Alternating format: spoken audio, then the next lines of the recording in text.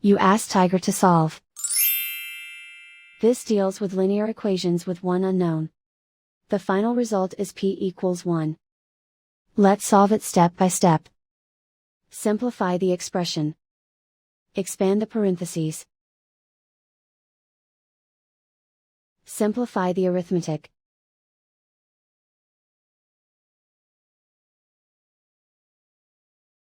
Swap sides.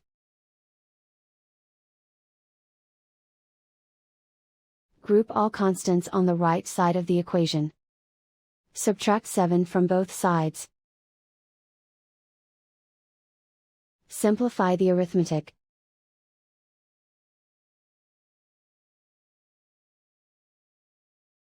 Isolate the p. Divide both sides by 3. Simplify the fraction.